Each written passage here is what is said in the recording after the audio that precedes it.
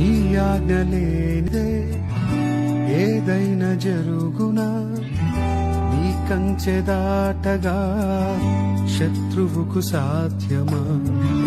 నీ ఆజ్ఞ లేనిదే ఏదైనా జరుగునా, నీ కంచె దాటగా శత్రువుకు సాధ్యమా?